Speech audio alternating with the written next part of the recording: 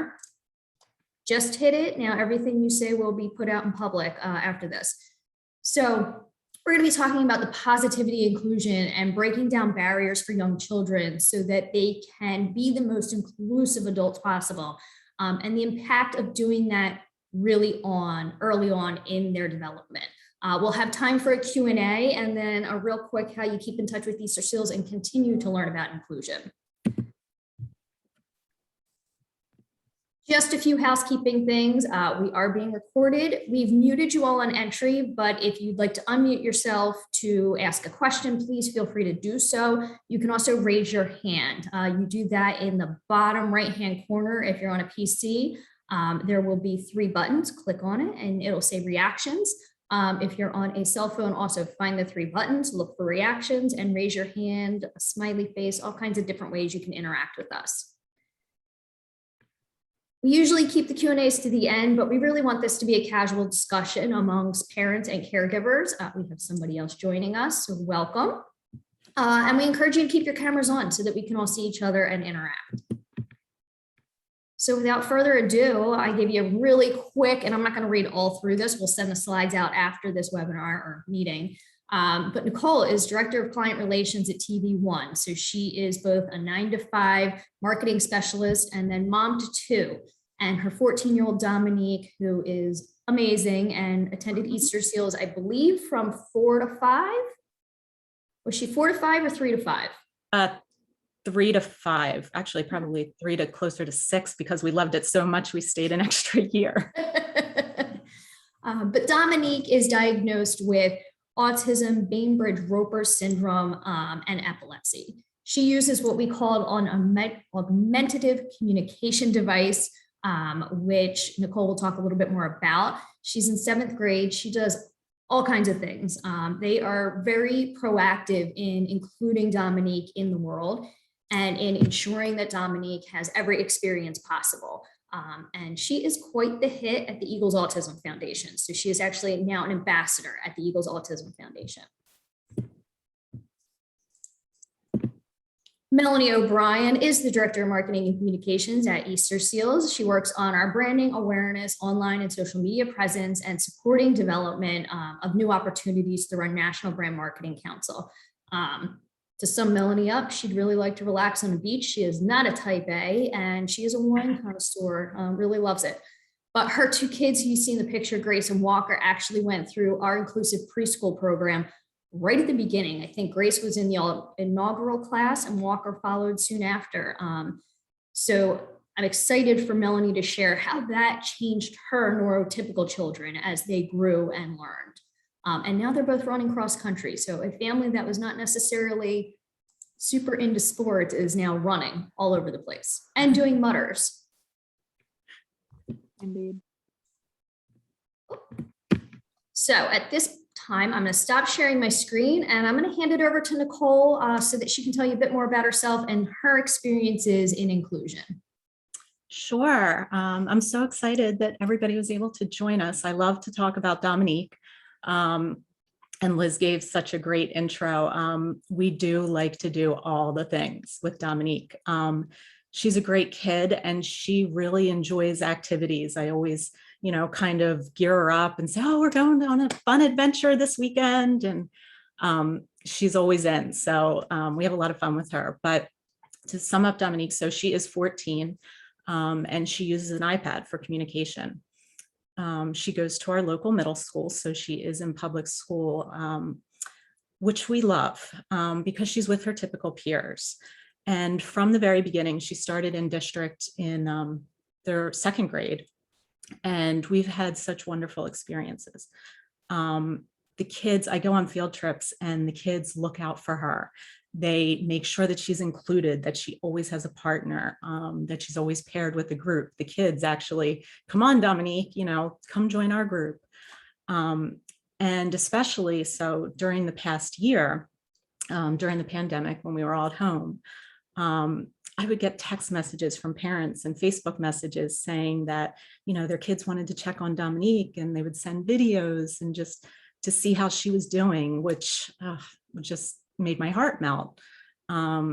We would go one day, we went for a walk And these boys from her class, they were riding their bikes and they rode past her. They realized it was her and they circled back around to come say hi to her. And that just means so much. We do all these things because we really want Dominique to be a part of the community. We want the kids to know her and to grow up with her and to include her. And we've really found that to be true. She last weekend participated in, she does the cheer club at school. She loves cheerleading. So she participated in the cheer clinic at the high school and cheered at the beginning of the football game. And it was so nice to just see her with her friends participating, and, you know, they welcomed her and included her, and it was really nice. So we've had a lot of really great experiences. One that I absolutely love to talk about is a cheer clinic that we participated in with the Eagles Autism Foundation. This was our first event that we did with the Eagles. And I didn't know how it would go. I knew Dominique loved cheerleading, but this wasn't a special needs clinic. So I just reached out to them and I said, you know, I saw that you have this clinic coming up. Would my daughter be able to participate? So of course they were like, yes, we'll give you supports. And it was incredible. But my favorite part about that was Dominique was the only one in her group with special needs. And when they first started, they sat in their circle. Dominique had a support person with her, and they asked them their names and what their favorite food was. So Dominique used her talker, said, my name is Dominique and my favorite food is grapes. So from the very beginning, they saw her and saw that she used her talker. So then they started to do their cheer thing. Then they went on a break, and this little girl came up to me, and you could tell that she was a little nervous. She wasn't really sure how to approach me. And she was probably about 10. And she came up to me and she said, what is her problem? Now, you know, she maybe could have used better words, but I knew that she truly wanted to know Dominique. She wanted to know more about her and how to communicate with her, and, you know, how to be with her. And I just love that she felt comfortable enough at 10 years old to come up and ask me. She didn't know Dominique. So I went on to tell her she uses her iPad to communicate, and Dominique told her name again, and she was able to interact with her. But for that kid to be able to come up to me and ask, that meant a lot. And it took a lot for that kid. I could tell she was nervous, but she did. And that's one of the things that I always want to tell parents of typical kids, that it's okay to ask, and you're not always going to know how to ask or know the right words. But, you know, like everybody else, kids with special needs just want to be seen. They want to be included, and just, you know, asking how to engage with them is just important. So that's one of my favorite stories, that, you know, we just went to this event and this little girl felt comfortable enough to come up to me and ask. So that's one of our stories. And I'll also say, we didn't always have positive experiences either. You know, we're all always learning. And when Dominique was young, I would say about 3 years old, this was a learning experience for me as well.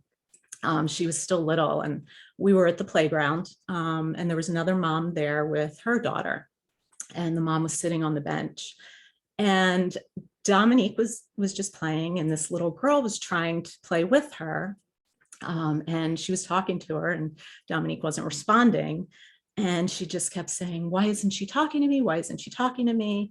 And I tried to explain to her, you know, Dominique doesn't talk yet. At that point, she didn't even use her communication device yet. But, you know, she sees you, and I tried to explain it to her as best as I knew how. But she was young, and she just really wasn't getting it. She just kept saying, you know, over and over, why isn't she talking to me? So at this point, I'm a new mom. I didn't really know what to do in the situation either. So I'm getting upset. But the other mom just sat there, and I knew that she saw the situation, but she just kind of ignored it. And at the time I was like, oh my gosh, why isn't she, coming over and trying to help this situation? And now I can look back on that, every experience is a teachable moment, and realize that, like me, I started to cry, and we left. But like me, she was probably a new mom and really didn't know what to do either. So she kind of ignored the situation, whereas, I cried and left. So, what I learned from that is that, I didn't know what to do. She didn't know what to do. And I think even if she had just come up to me and, just maybe tried to talk it out, or even, I think that would have been helpful. So it, wasn't always great experiences. We're, special needs moms, we're learning too what to do in those situations. So I just always encourage people to, talk to us, talk to our kids, ask questions. It's okay. I'd rather somebody ask me about Dominique. Obviously, I can talk about Dominique for days, than to, just ignore her or me or, the situation. Thanks, Nicole. And I think that's one of the smallest actions you can take to be inclusive is just see, engage, and say hello, say something. But Melanie O'Brien's going to talk to us a little bit about what her and her husband learned and what her family learned by having her kids in, excuse me, an inclusive. Sorry. So yeah, to that point, I had the greatest opportunity. I thought it was the coolest thing ever to know about Friendship Academy and be there. And we were talking about this the other day, like, one of the things from a marketing perspective, when you think about inclusion, is parents get nervous that their kids are not going to be given the same attention. And I happened to overhear a teacher talking about how she teaches kids in the Friendship Academy in the inclusive preschool. And she said, I don't know how to teach kids differently. So they all kind of get that individualized attention, which my kids did and loved. And I did too. It helped me be a better parent. One time, so we kind of together learned just to ask questions when things, I think culturally we ignore something if it's stressful and we avoid it, which then, isn't helpful for inclusion. So one day we were at the doctor and I had the opportunity to talk with teachers, see what was going on with the kids and just learn along with them. And there was somebody who had a burqa on. And so one of my kids had asked about it. And my husband was like, Shh, don't talk about it. Or, I said, no, it's part of their culture. And, this is important to them and we can learn about it. And so just by acknowledging differences in people, we can be more inclusive. And so that really went with my kids. They both started, like, I think the second they met the age requirement, I got them into the program. So they went to OT and PT with the kids. They understood communication devices right away when my daughter was in the program and my son hadn't started yet and was having tantrums because he was, hadn't started talking yet. And, I explained the tantrums were because he couldn't communicate. Because she was so part of the inclusive class and understood how there was different ways to communicate, she was like, well, why don't you just get him a communication device? Like, it was the simplest thing and she understood it and we didn't. So we did get some pictures and we had used some sign and stuff. And so they, understood differences and embraced them and could understand different behaviors. And it has stuck with them. So my daughter is 16 and my son is 14. They are, my daughter, every time she starts a new school year or starts a new camp, if there's a child sitting by themselves, she makes it her job to go and make sure that they're included. She doesn't like to see anybody sitting alone, and she'll introduce them to, the rest of the group. And, they were running at the beginning of this cross country season. There was a girl on the team who was able to articulate that she had really severe anxiety and stress, and it was a really overwhelming prospect to be starting cross country. And they both stayed behind kind of below their running pace to make sure that she felt comfortable and safe the whole time. And it's just part of their personalities now. And then, but they're still kids. So there's this little boy that's been in my daughter's grade, for years, and he has CP, uses a walker, and he had a one-on-one. So from the beginning, we talked about that when he has an aide, it's going to be harder for him to jump into a group. And so, it's more helpful when the kids include him. And so she really bridged the gap between the kids who felt nervous or uncomfortable. And so now in 11th grade, they all know this kid. And, she talks about how he had asked some girl out the other day and how silly it was because he knew that she already had a boyfriend. And so this is the issue with this kid, not anything else about him. It was just this, choice that he had decided about me asking this girl out. So it's really just been a pleasure. And I think as a parent, opened my eyes on how to be more inclusive and ways to have conversations with the people we encounter, in our day-to-day lives, as well as my kids. I can attest to, so Melanie and I share an office, and when Walker was probably about 3.5, Mel was at a meeting. So I was going to pick Walker up at the end of the day from preschool, and he was going to hang out and play in my office until Mel got back. And by being part of the inclusive preschool at 3.5 years old, he was around not only kids in his classroom that had differences, but he was around kids in the other programs. And one of our autistic support children, both of his parents were over 6'4". This was just a very tall, large family. So this 4-year-old was huge, just very tall, very strong, and no spatial awareness of his body. He also happened to wear, Mel, you could catch me on the exact word for it, but he wore a cranial helmet because he tended to bang his head as one of his stims.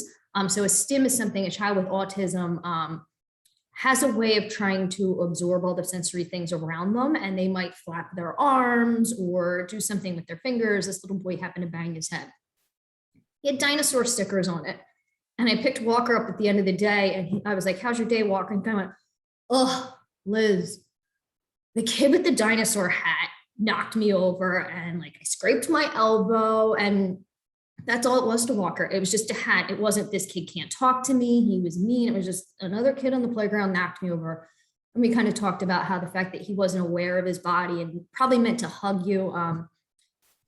But if you expose your children to kids that are different from them in many different ways at a young age, it knocks down those barriers for you. And as Nicole and Melanie both said, it's about allowing the questions to happen. It's about not ignoring it, but embracing it. So before I go on to our tips for inclusion, does anybody have any specific questions for Nicole or Melanie?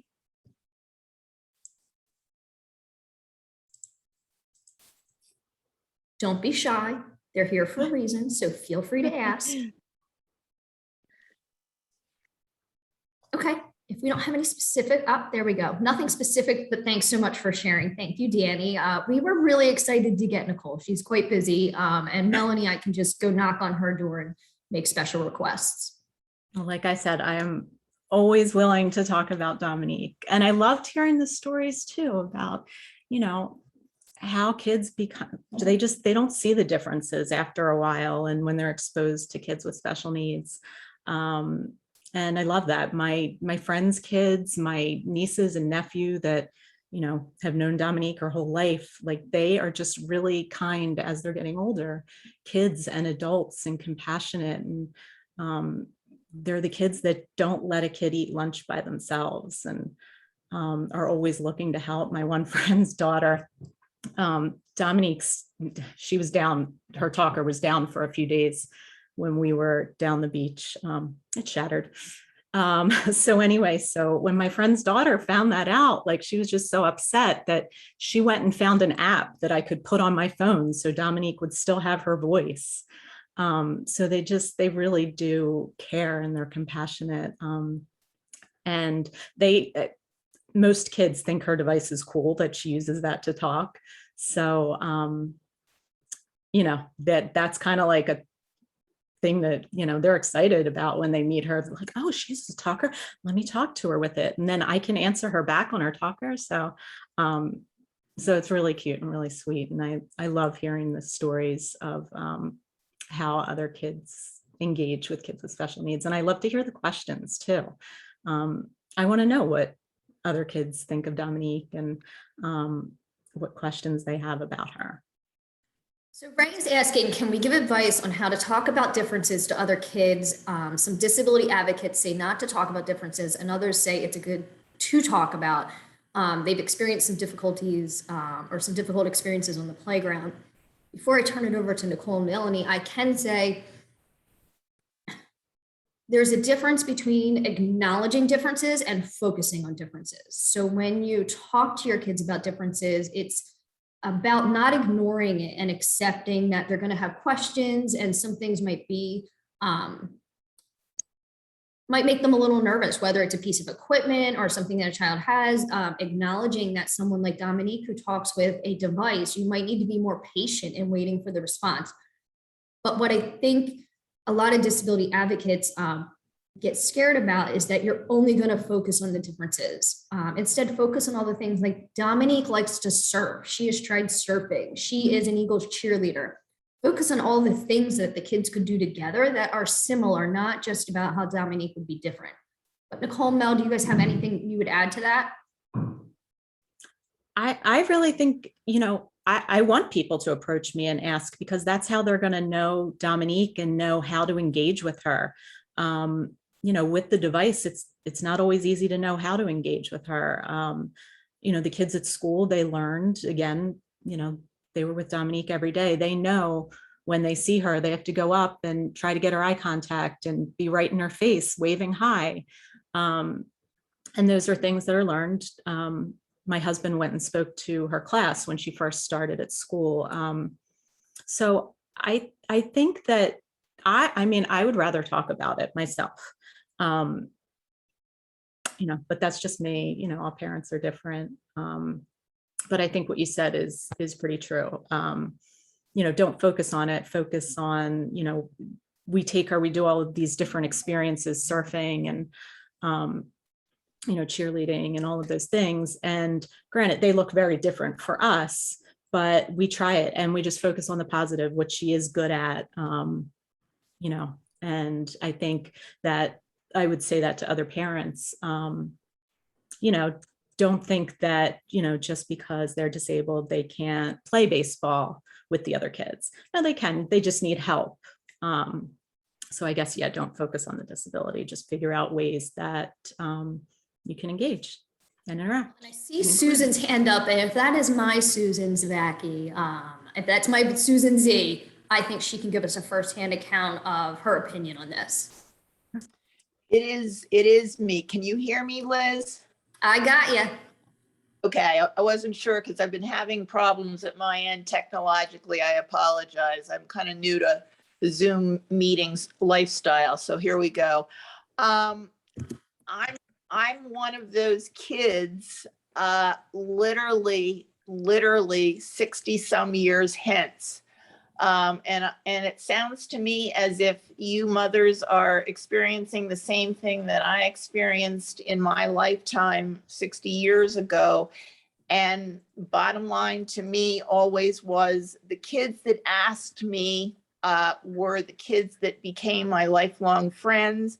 And they're the ones that never treated me differently. I've often said that the way I was treated, and I went to public school. My mother fought for that, and I went K through 12 in the public school system, right outside of Philadelphia, and it was the best thing in the world because it was in the day when there wasn't inclusion. That wasn't a word back in my day, and all I can say is the people that asked the questions were the ones that went away being better informed and treating you like you were part of the human race. So I would agree with the mother that was saying all of that. So times really haven't changed much. And I think Liz and I have talked about that. in the past that do I see differences today versus what I lived through 60 some years ago? Yes and no, but people are people, and I think it's the same type of thing today, that when something's different, some people are just afraid of different, bottom line. So that's it. We do have to advocate, we're going through some diversity and inclusion training at the office, and it's not just physical disability differences and autism, it's every difference. Melanie mentioned the burqa. So it's inclusion of, don't be afraid and let the fact that somebody's a little bit different than you or your child keep you from interacting. Give me 1 second. Well, and we found to take over while Liz is coughing. Like from a parenting perspective, we just found that taking the lead from the child or the parent, when it comes to asking questions, that the best thing is, it's better to start with questions, and if they're not interested, then you just take that lead. But the questions are better. And, like Nicole was saying, there was a little girl at school who had autism, and the kids knew this. And so her behaviors were a little bit different at the swings in elementary school. But when they had an understanding that the overarching thing was that she wanted to be with them on the swings. And so there had to be a little bit of understanding about, the behavior at the swings. And then it became a pleasant situation. It wasn't a frustrating, like your kids can come home sometimes and you can hear how a kid misbehaved. But the story that we would hear at the dinner table was more, oh, well, she needed extra time, or, to take turns differently. And so there was just this understanding, which made it easier to participate and less frustration, I think, on everybody's part. And I think sometimes too, the kids are so kind that I felt like sometimes they were kind of letting Dominique get away with things like, she loves songs, loves music, but she doesn't always like everybody's voice. So sometimes if you sing to her and she doesn't want you to sing, she doesn't do this as much anymore, but she would kind of like swat at you. And, the kids would say, oh, it's okay. I'm like, no, that's not okay. Like, you can tell her, Dominique, I don't like that. Be real with her too. She shouldn't do that. Or, if it's your turn for the swing, she's had a good amount of time on the swing. She needs to learn to share too. So I also want her to be a good friend. So we try and teach her those interactions as well. It's not always, it's understanding on both sides that we're trying to learn. It'll take her a little longer to understand, but I want her to know how to be a good friend too. Mel and Nicole, we have, how do you handle when someone's being bullying or mean, not just curious? And I think from a parent of a typical child and a parent of a child with special needs, you've both experienced this. Yeah. To be honest, I really have not seen, for Dominique, I've seen kids ignore her more than actual bullying. And maybe that is because she always has an adult next to her for the most part. We've been fortunate. That's not to say that it doesn't happen. I haven't actually seen it myself.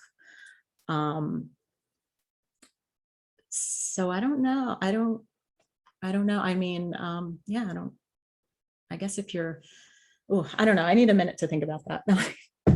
You want to take that? I mean, conversations that we have in our house all the time are, you don't have to tolerate behaviors. It's a big thing that's just kind of happening in general, with the return to school year in a pandemic. We always try, not just with disabilities, but in general, understanding kind of the context of where somebody's coming from, that people have had a harder time. We don't have to accept behavior, but it will serve us all a little bit better if we understand why that behavior might be happening. So, if we can approach with a little compassion, without having to accept being bullied, in that sense. And then also that, it's expected of my kids that if they bear witness to something, they're just as guilty as the person that did it. So, they can never, if I ever hear that they were part of something and they just happened to see it and did nothing, they're as equally responsible for that activity as the person that did it. So we try and like twofold. They have a sense of responsibility to stop things. And they don't have to accept poor behavior, but they do need to understand where that person might be coming from. It changes our perspective. And I think it makes, forgiveness or understanding a little bit easier as well, if that makes sense. Well, and I think, as parents, we're kind of told to let our kids take ownership, let our kids be individuals, and to sit back and let them start to solve their own problems. But I also do believe that as a mom, and Nicole could probably attest to this, if your child has an invisible disability, if your child has a difference, it is okay to step in and explain that to the other children, because your child might not have the skills to explain it themselves yet.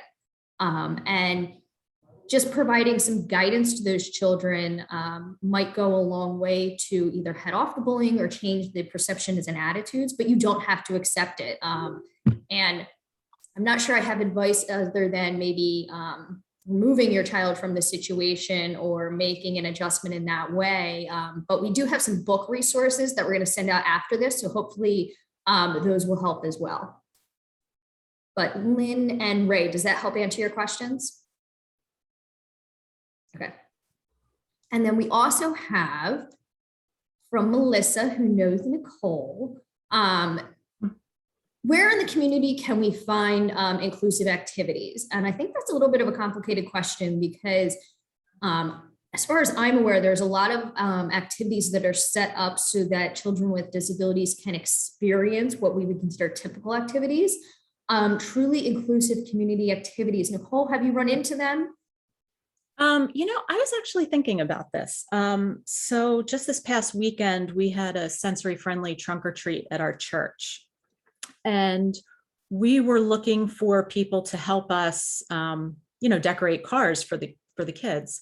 So a lot of my friends and friends in the community came and decorated their cars, but they had their neurotypical kids with them. So I was thinking to myself, this would be a great opportunity for kids that want to engage with other kids with special needs to participate. So perhaps maybe just finding, somewhere that's having a special needs event or a sensory friendly event, just kind of reaching out to whoever's in charge to see if there's a way that your family can help, either, if it's something like that, maybe setting up, your car to decorate, but then you're also getting to interact with the special needs kids as well, if that makes sense.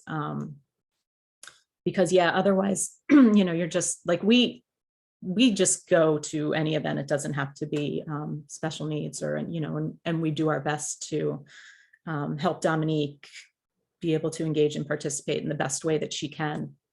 But I think, specifically looking for something maybe that was a special needs event, and just asking, reaching out to them and just saying, I just want my kids to have interaction with kids with special needs. So, I think that would probably be the best way, I think, to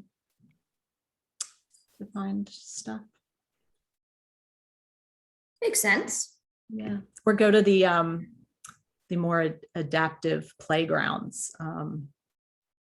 We have, Cade's playground. You're probably more likely to find special needs families at those. So Lynn says, does Easter Seals have opportunities for children to volunteer in the environments such as Friendship Academy for exposure and learning experiences? We don't have opportunities for kids. Prior to the pandemic, we did have a few more activities like Fall Fest that were division specific. We have a carnival in Montgomery County. So we do have opportunities that are designed for our parents, but open to the community so that kids can be part of a very typical kid activity, but be around a bunch of kids with disabilities. So we're hoping that come 2022 and we're allowed to be back in person for things, that more of those activities will be happening. Mel, do you have Other thoughts on that?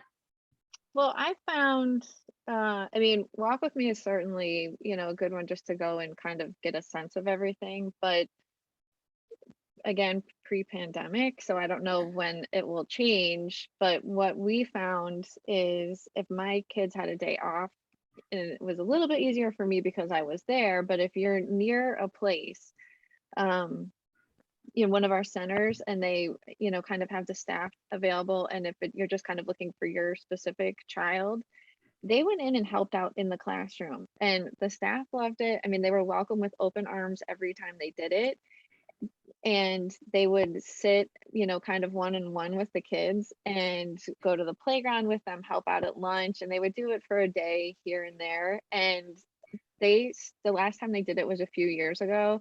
They still talk about the kids, their personalities. There was like drama between two girls because one got more attention in the classroom, and this was, like their takeaway from the whole thing. And they just adored the experience. So when it's non-pandemic times, I would certainly reach out to, one of the centers or any place, like, I love Easter Seals, but any place that has stuff like this, and just see if there's one-on-one, because, some of our classrooms, they can't be inclusive just by the nature of the needs of some of the kids. And so when we have an opportunity to bring in with, sometimes a friend's school participates and works with the kids in our Philadelphia center, and it's just such a treat for the kids, both sides, and for the teachers. So I would just call and see it, because it's been wonderful, and years later they're still talking about the specific children that they hung out with. Mel, they started that around like age 9? Yeah. And actually, I had another thought. So a lot of organizations are starting special needs teams. Our local baseball organization had pre-pandemic buddy ball. And, they have different organizations will have a special needs soccer team. Our cheer organization has the special needs cheerleading team, and they're buddied up with their typical peers. So that's also a really good way to get your kids involved, helping out kids with special needs. There's all these teams and groups. I'm sure gymnastics, every sport probably has, there's basketball. So that's a really good way to get your kid involved, and helping out kids with special needs as well. We've had great experiences with that. When Dominique played buddy ball, it was the first season, and sadly the only season because of the pandemic. Maybe it'll come back this year. Dominique was paired with another little girl who went to the other elementary school in our district. And then there was this other boy who was in her class at school, and he went up to the coach and he said, "I need to be paired with Dominique. She's in my class. I know her." So then Dominique had 2 kids with her, which was funny because she didn't really have a lot of hustle for baseball. So they're like, just kind of, each one's got a hand taking her through the bases. But it was really cute that, he knew her, he wanted to be paired with her. And so then she had 2 buddies. But I think that's a really great way to get your kids involved. Yeah, I'm sure every sport has a team that they can work with. And it's a great way to teach your kids that kids with special needs, kids with invisible disabilities or sensory differences, they need a buddy, not another parent, not another coach, because occasionally, particularly if you have an older, typically neurotypically developing child with a younger child, they tend to take on that role of like, well, I'll do everything for you. They don't need another child to do everything for them. They need another child to help them participate and be part of everything and feel like they are doing the activities and welcome. Does that make sense to everybody? Okay. We framed things differently too, like in our conversations when they were younger. So differences were, when we would talk about it, well, we are all kind of given what we've got. And so you just kind of work with that. And so they don't, I think inherently they'll notice differences, but when they're not an issue, they do focus more on the personality. Again, I mean, they'll still, my daughter was pretty sure she was going to marry this boy, Josh, in her class when she was in preschool, who was in a wheelchair and, had a hard time being verbal, and they loved each other. And it's kind of just gone on from there. Every thing that they talk about with a child that they've spent time with is the personality, kind of who the kid is. It's not the differences.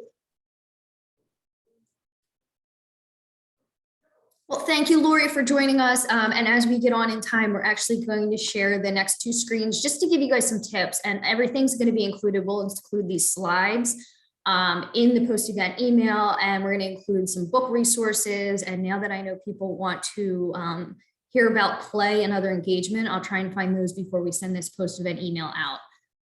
But give me 1 second, and we're going to share some small actions you and your kids can take to be more inclusive. And we've already talked a lot about this. So just parents and children with disabilities, they want to be seen. So just acknowledge them, and don't be afraid if there's a meltdown happening in Target, if there's a meltdown happening in public, just make eye contact, wave, engage. Nicole has said before, if you're in Target and you're right behind them and Dominique's trying to make contact with you, just acknowledge that she's there. Don't ignore the fact that she's using a talker or anything else. Just say, hey, it's like any other kid. Explain differences, don't ignore them. And don't just focus on them, but just acknowledge that they're there. Encourage your kids to get to know children that look, communicate, or act differently. Challenge your child to include another child who's sitting alone on the playground. That's not just a child with a difference, but any child. If someone's sitting alone, encourage your child to be the one to go up and ask a question. Do you want to play? Want to be my friend? Something. Just engage that child that's alone. It can go a really long way. And then we talked about stimming a little bit. And I brought this up because some people see it as bad behavior. Some people don't understand why a child with sensory differences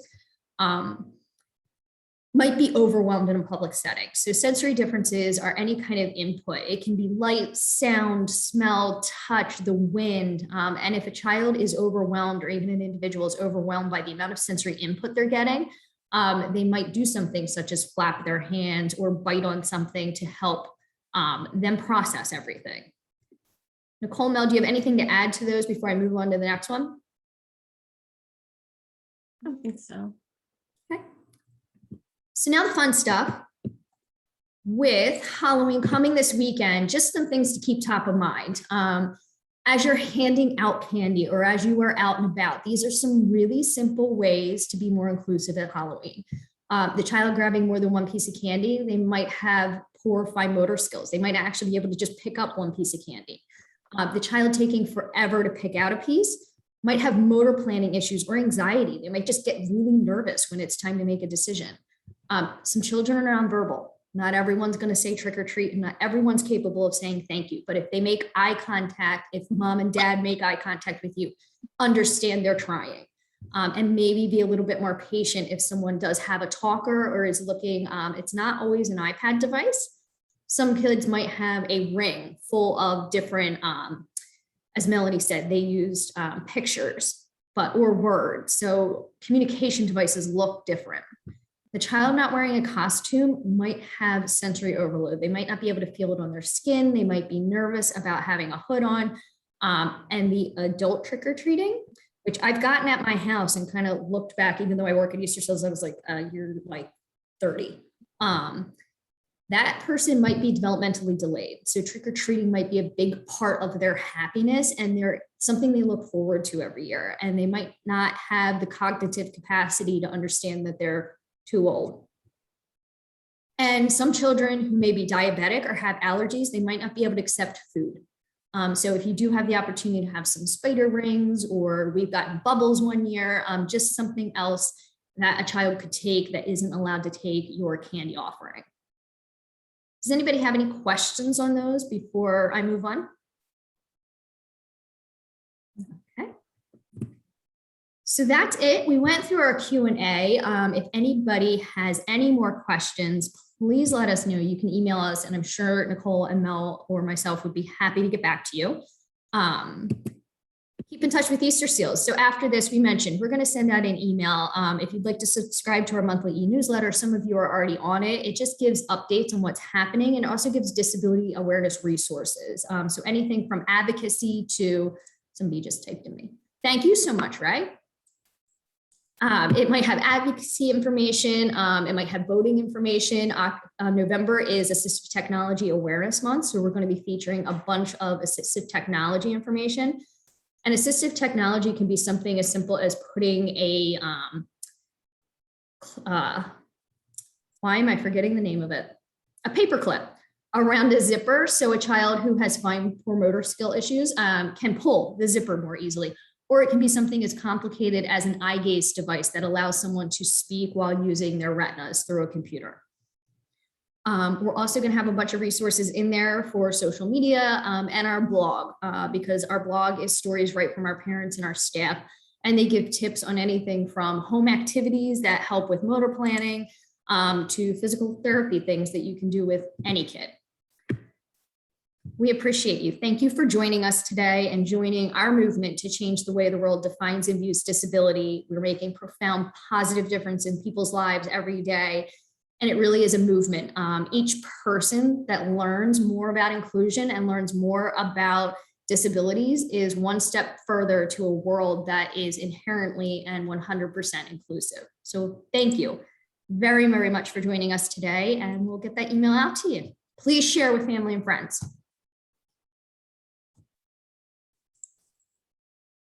Thank you all. Thank you. Thanks for having me. Thank you.